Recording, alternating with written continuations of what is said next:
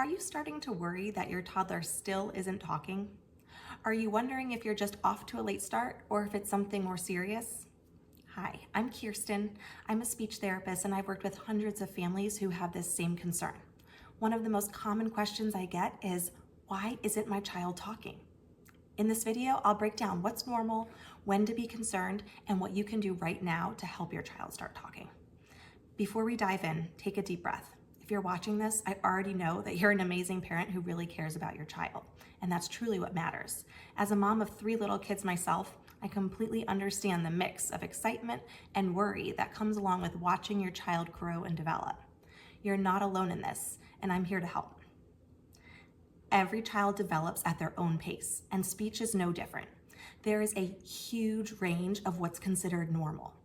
Some kids turn 1 and already have a dozen words, while others don't say their first words until 18 months, and both can be completely typical. Some kids are speaking in sentences by age 2, while others barely string sentences together until age 4. Some children say almost no words at all, and then they turn 2 and boom, speech and language explodes overnight. Because there's such a wide range of normal, it can be really tough for parents to know when to be concerned. And I totally get it. I see so many parents jump straight to worry when in reality, their child might be developing in a way that's completely typical. So how do you know what's typical and what might be a reason for concern? Let me walk you through how I break it down. First, it's important to understand what is considered typical in speech development. We have lots of research on averages and milestones, but let's not mix these two things up. An average tells us where about 50% of children are performing at a certain age. It's the middle of the range. A milestone tells us where 90% of children that age are performing. In other words, milestones show us what most kids can do at a certain age. Take a look at this chart. It'll help you see where your child might fit within this range in terms of speech development. Now that you've seen this information laid out, I'd love to hear from you. Tell me in the comments, how are you feeling after looking at this? Do you have any specific questions or concerns? And remember, don't get too hung up on this chart. It's just one tool we use to assess a child's development. What really matters is looking at their overall communication skills and development as a whole before jumping to conclusions. I want to take a moment to talk specifically about children under 18 months.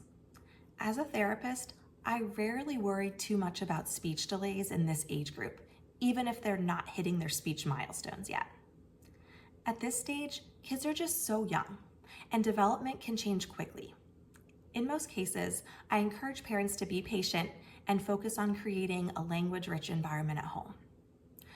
The only time under 18 months that I do become more concerned is if speech delays are happening alongside delays in other areas, like motor skills, social skills, or cognitive skills.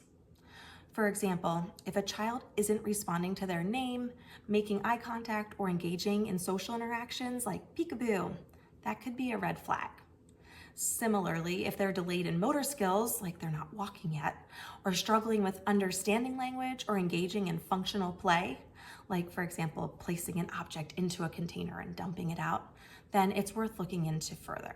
So while speech delays alone before 18 months aren't usually a major concern for me, looking at the whole picture is key. Now, as kids get closer to age 2, I do like to see their speech and language skills take off. So if your child is 2 years old and has fewer than 50 words and still isn't combining words together like more milk or go truck, that's a good reason to seek help. This doesn't necessarily mean there's a problem, but at that point, I personally recommend taking a more proactive approach. The earlier we support speech development, the better. If you're looking for ways to help your child start talking, be sure to check out my last video. This video is a great and simple place to start where you can find effective strategies you can start using right now, and you can just use these strategies at home. You'll find it linked in the show notes too. At this point, you might be thinking, okay, Kirsten, I get it. I understand the milestones and I can see that my child is behind, but you still need to know, why isn't my child talking yet? Why does this seem so hard, especially when it comes so naturally for so many other kids? This really is the golden question. And unfortunately, it is a bit complicated to answer. So let me do my best and break down the possibilities that could explain what is going on. The first possibility is that your child simply has an isolated speech delay. This is actually the best case scenario, and it's fairly common. If your child is meeting all of their other developmental milestones and seems to understand language when spoken to, this is usually the category that I assume. In fact, 15% of toddlers have a speech delay, and most of them, 50 to 70% of them actually, catch up to their peers naturally or with minimal intervention. We don't know exactly what causes a speech delay, but we do know that certain factors can increase the likelihood. These factors include family history, low birth weight, frequent ear infections, and limited exposure to language in the home. We also know that boys are more commonly diagnosed with speech delays than girls. Now, let's take a closer look at this 15% of speech delayed toddlers. We already discussed that 50 to 70% of them will catch up naturally or with minimal intervention. And this, of course, is the hope. But what about that remaining 30 to 50% who don't catch up on their own? For most of these kids, so 60 to 70% of that category, their speech turns into a more persistent speech sound disorder that often requires treatment to resolve. The most common type is a phonological processing disorder.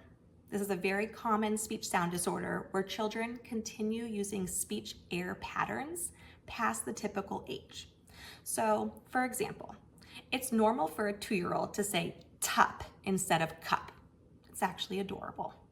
But if this pattern persists beyond age 3.5, then it would be considered a phonological processing delay or disorder because it should resolve by then. The specific process I'm describing here would be called velar fronting, taking a consonant that should be produced in the back of the mouth and moving it to the front. And there are actually many phonological processes that can make a child's speech difficult to understand. Phonological processing disorders range from mild to severe, and the good news is they typically respond really well to treatment, especially if we start treatment at a young age. Now, another possibility in this category of speech disorders is childhood apraxia of speech.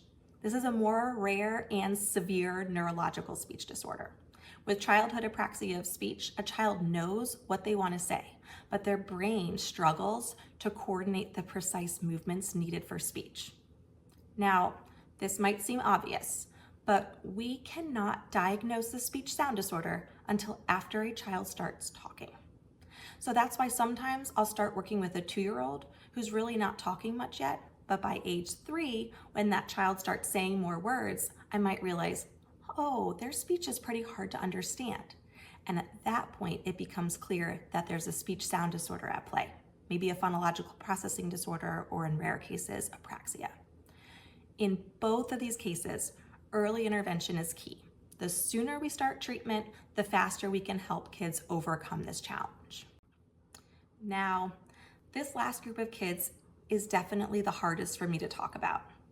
Up until now, everything we discussed can usually be resolved through natural development or early intervention therapy.